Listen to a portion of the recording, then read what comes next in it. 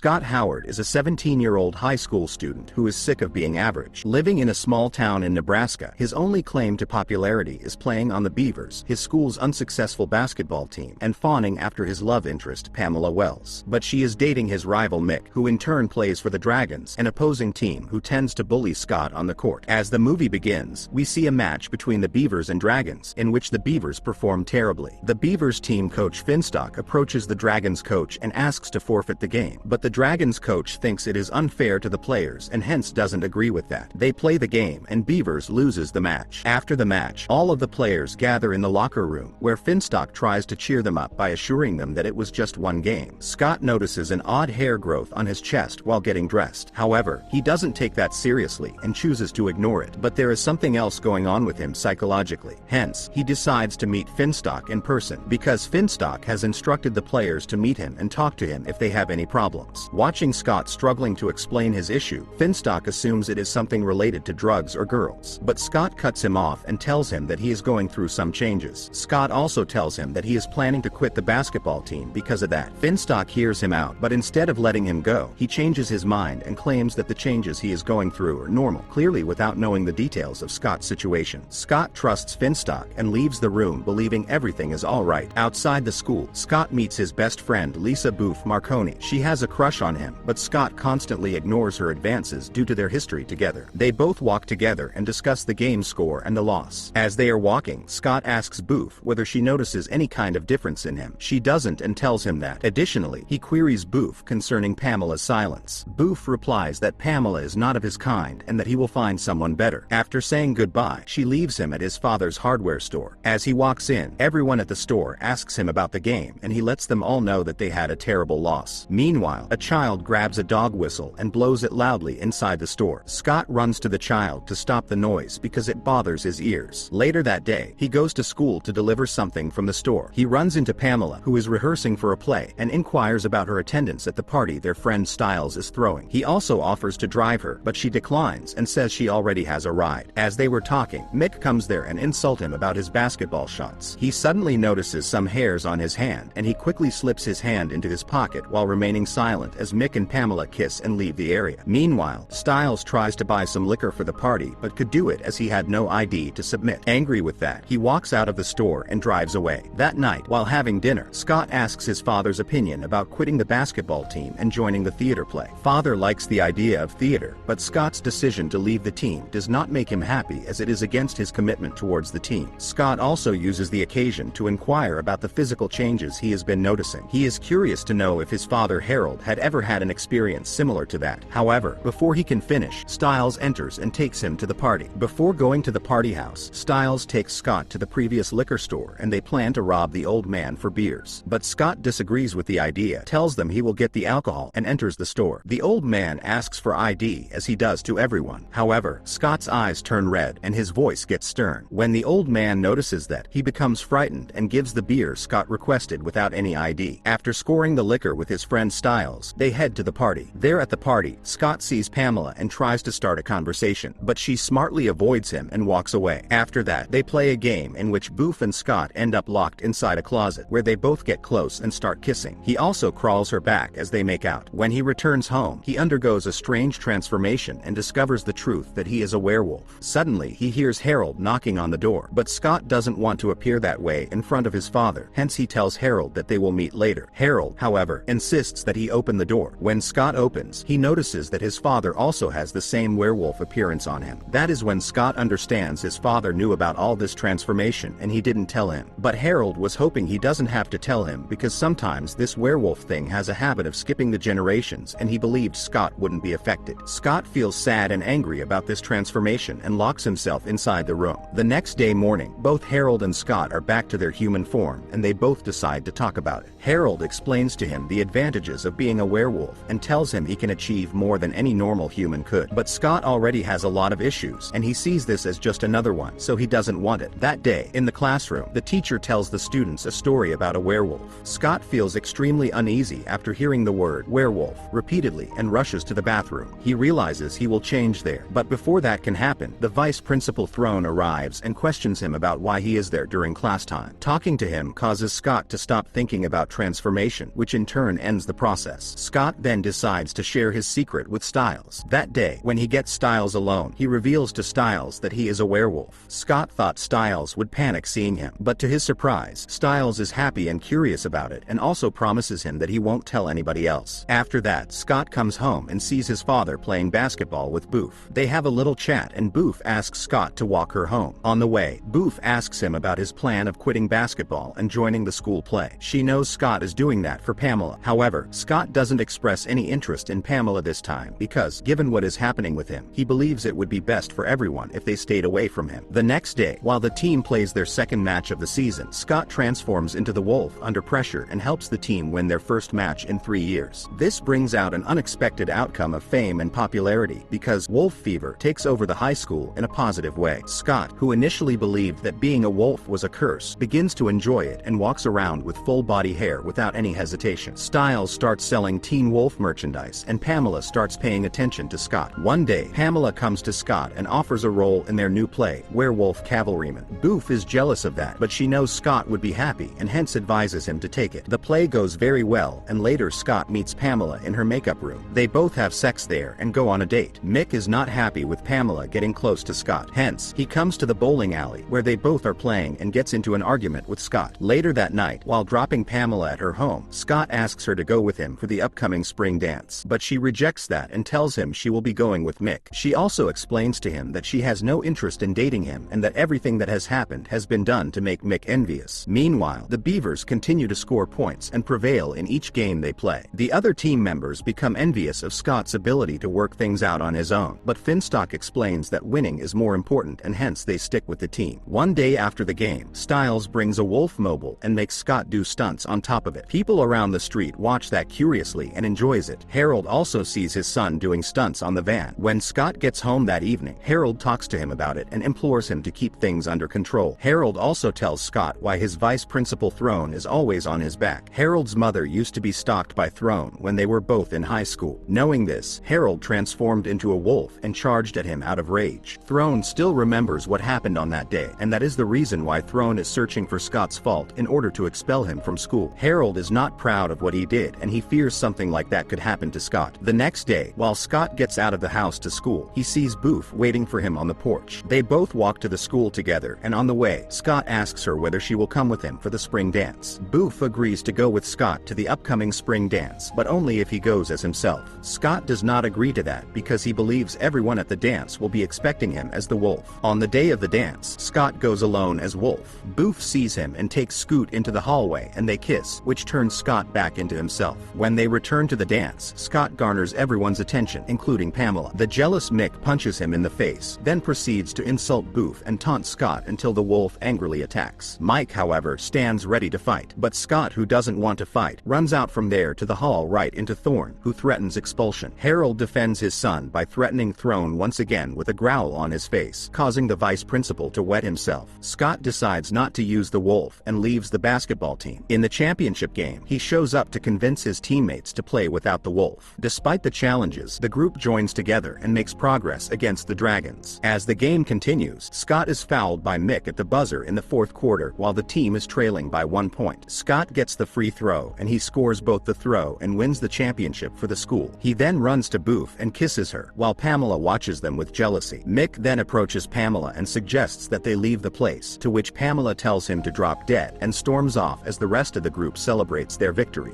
Thank you for watching. It may be easy for you to like and subscribe, but it means the world to us. Please subscribe for more movie recaps.